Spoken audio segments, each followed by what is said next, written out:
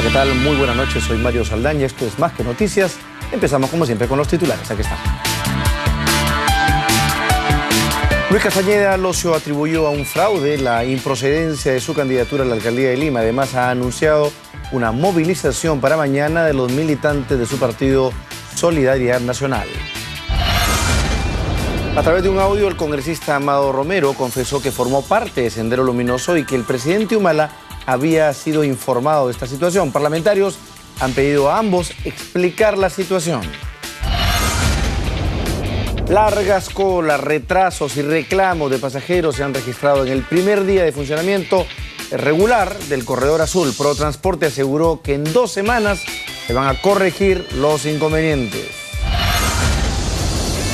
El ministro Daniel Urresti ha rechazado los cuestionamientos sobre la veracidad de la operación en Barranca en la que se encontró gran cantidad de droga. Aseguró que el gobierno sí combate el narcotráfico en comparación a otras gestiones. El primer juzgado unipersonal de la Corte Superior de Justicia inició hoy el juicio oral contra Aurelio Pastor por presunto tráfico de influencia. El Ministerio Público solicitó 4 años y medio de cárcel para el exministro. Un grupo de delincuentes fuertemente armados intentó asaltar una agencia bancaria ubicada en la avenida Arica, en Breña. La policía logró detener a uno de los sujetos y recuperar más de $400.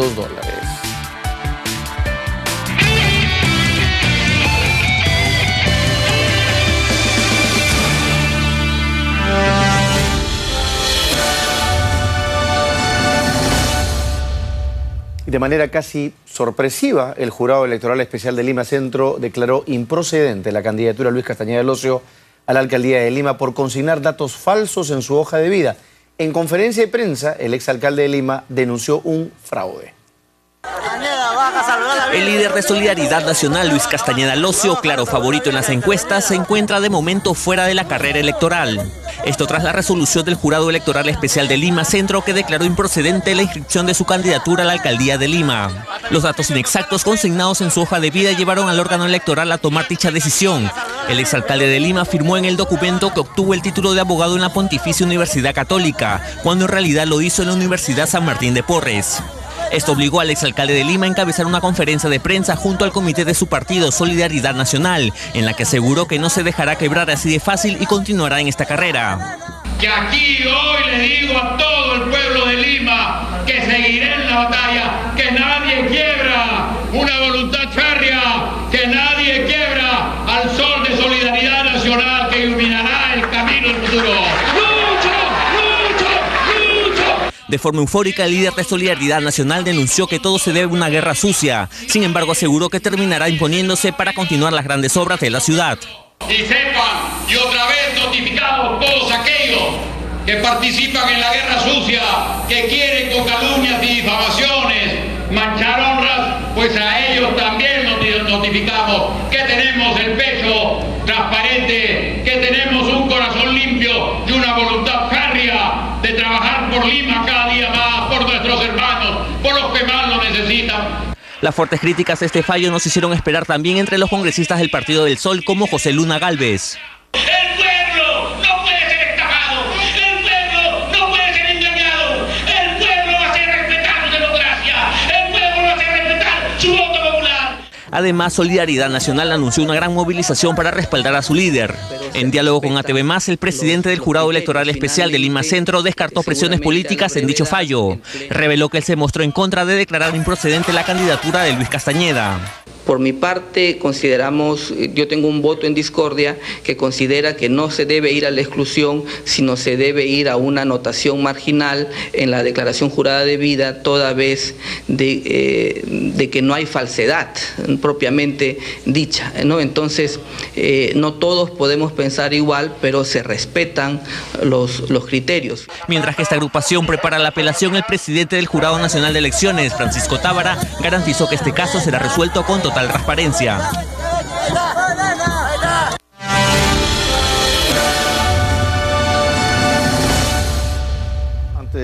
Antes de pasar a otro tema, habría que decir que efectivamente la ley tiene que ser aplicada para todos por igual. Hay un antecedente del alcalde de Burgos y hay que tener anotado y muy claro que en el caso de la señora Villarán, las acusaciones y las irregularidades de falsedades o, digamos, irregularidades, por decirlo de alguna manera, en su hoja de vida son mucho más graves que la del señor Castañeda. En todo caso, que el jurado aplique la ley igual para todos. Dejamos ese tema ahí y ahora les comentamos que la Superintendencia de Banca y Seguros y AFP ha reportado que el flujo de afiliados a las AFP fue de 13.432 peruanos en la semana del 18 al 24 de agosto. De ellos, el 53,6% son trabajadores independientes. Se informó además que el total de aportadores llega a más de 5,5 millones de personas a la última semana de agosto, lo cual contabiliza 110.762 millones de soles. Resultado que es mayor en 1,2% al obtenido en la semana previa, que era de 109.400 millones de soles.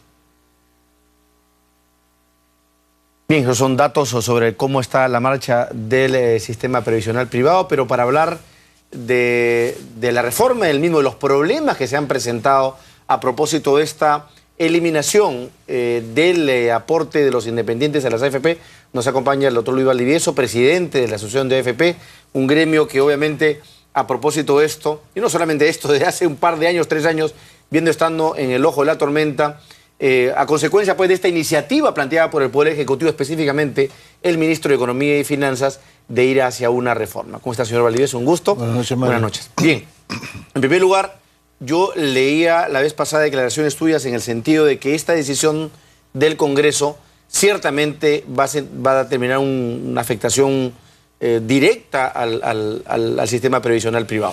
Bueno, ¿por qué razón? Bueno, el objetivo de la reforma, diríamos en parte, era aumentar la cobertura, que es el problema fundamental. O sea, no podemos seguir viviendo en un país donde 4 de cada 5 personas no tengan cobertura previsional. Uno de estos grupos que no tiene cobertura previsional son los independientes y un grupo mucho más grande son los informales. Entonces aquí la decisión de incorporar un grupo de manera obligatoria, y todavía falta un grupo más grande que incorporar, indudablemente ha causado grandes problemas porque nadie quiere ser tratado desigual. Yo creo que la propuesta que nosotros hicimos al gobierno hace 2 años antes de la reforma fue precisamente de que uno no podía atacar el problema de la mayor cobertura si es que no atacaba el problema de la informalidad. Porque eso es importantísimo, que todos estemos a la par. Estos dos sistemas, tanto el público como el privado, son un sistema de trabajo formal. Entonces, si tú tienes un gran número de personas fuera de la formalidad, entonces es muy difícil incorporarlos a menos que reduzcas la informalidad. Ahora, yo reconozco, señor Valdivieso, que ese es el problema de fondo, porque claro, a una torta más pequeña, ¿qué competencia eficaz va a haber en cuanto a comisiones y qué economía de escala se van a generar con tan pocos partícipes? Pero el asunto es que esto no es un asunto nuevo. Sí. Quizás algo positivo que haya que reconocerle a este gobierno es que haya por lo menos afrontado y enfrentado la necesidad de la reforma del sistema. Pero claro, lo ha hecho muy mal. Lo ha hecho muy mal porque quizás no ha atacado el problema de fondo. ¿Qué hubiera sido necesario para atacar el problema de fondo? Que es básicamente combatir la informalidad y buscar que justamente el sistema esté amparado por una mayor cantidad de Bueno, hay que atacar las causas de la informalidad, y la causa de la informalidad tiene muchas raíces, pero fundamentalmente se concentra en la ley de trabajo, que genera, diríamos, mucha protección para los que tienen empleo, pero no para los que no lo tienen. Entonces causa una barrera de entrada al mercado laboral, y eso genera altos costos laborales que invita a ciertos empresarios a que negocien con los trabajadores y que les paguen sin beneficios, por fuera, por debajo de la mesa, diríamos, sueldos que no están, diríamos, dentro de la línea de lo regulado. Pero que debería ser. Entonces, esa inflexibilidad y esa rigidez del mercado laboral es uno de los principales componentes. Hay otros factores y hay mucha gente que ha estudiado estos problemas, pero diríamos, el fundamental es ese. Hay otro que recientemente ha salido a la luz muy claramente, y es las micro y pequeñas empresas son las que menos empleo formal generan. Generan empleo, pero no formal. Mientras que las medianas y grandes son las que generan el empleo formal. ¿Por qué? Porque tienen un nivel de actividad que les permite enfrentar esos altos costos laborales. A una micro y una pequeña empresa no le puedes pedir eso, porque la quiebras. Entonces, lo que ha pasado es que nunca llegan a pasar de micro y pequeñas a medianas o grandes, y por consiguiente se reciclan y vuelven a recrearse en forma de otras empresas, y eso también contribuye a la informalidad, porque generan bastante empleo, pero no lo formalizan. Ahora, sabiendo que ese es el tema de fondo, y sabiendo que el tema de la obligación a los independientes iba a generar un clima de conflicto, ¿no hubiera sido pertinente que las AFPs hayan planteado al Ejecutivo o al Ministerio, oye, vamos dándole a la gente, manteniendo la obligatoriedad, porque en realidad yo sí pienso de que no hay régimen en el mundo en que no haya obligatoriedad, pero manteniendo, darle pues una opción, mucha mayor cantidad de opciones al independiente, es decir, desde aquel que gana 700, 1.000 soles o 1.500 soles, un aporte pequeñito, hasta un mayor aporte al que gane una mayor cantidad de dinero. ¿Por qué han sido tan rígidos? ¿Ustedes no le plantearon eso al Ministerio? Nosotros lo que planteamos fue, si tú quieres incorporar este grupo, lo tienes que hacer dentro de un contexto de una reforma integral. Y la reforma integral tenía que ser, tienes que ir por el camino de una reforma laboral. O sea, simultáneo. Es muy distinto que a ti te digan, yo te voy a obligar, diríamos, porque creo que es lo mejor para el país tener una obligatoriedad, porque veo que la conducta es que no se ahorra lo suficiente para la vejez y veo que el país se está envejeciendo. Entonces lo que digo es, yo te obligo a ti, pero voy a hacer este ataque frontal contra la informalidad, porque yo sé que a ti te molesta ver que hay muchas personas que no están obligadas a entrar al... Y tú que te has formalizado parcialmente, porque eres de cuarta o quinta, ¿no es cierto? O sea, lo que se llama cuarta, quinta, que tienes un trabajo más o menos regular, sin embargo, has optado por la opción de quedarte, diríamos, en cuarta categoría. Esas personas son prácticamente similares a los dependientes, pero sin embargo dicen, bueno, oye, pero yo tengo un ámbito empresarial, yo soy independiente, tengo gente que depende de mí, o sea, mi ingreso no es ingreso, en realidad no es como un sueldo, sino que es el ingreso de mi pequeña empresita, yo soy un independiente porque tengo dos empleados, vendo servicios, hago subcontratos, no me maltrates el bolsillo, ¿no es cierto? Eso es lo que dice. Entonces dice, bueno, claro, pero si a todos les pido lo mismo y a todos los formalizo, entonces es muy distinto. Ahora, ¿qué está en la ley y que no se ha hecho? La pensión social, que era, se le decía a las micro y pequeñas empresas, todos tus trabajadores, formaliza a todos tus trabajadores, incluso formalízate tú, dueño de la empresa. Y el gobierno, y el aporte va a ser 8%.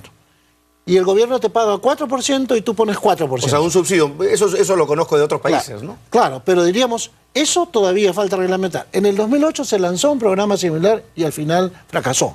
Se registraron como 120.000 empresas y como 280.000 trabajadores en esas 120.000 empresas.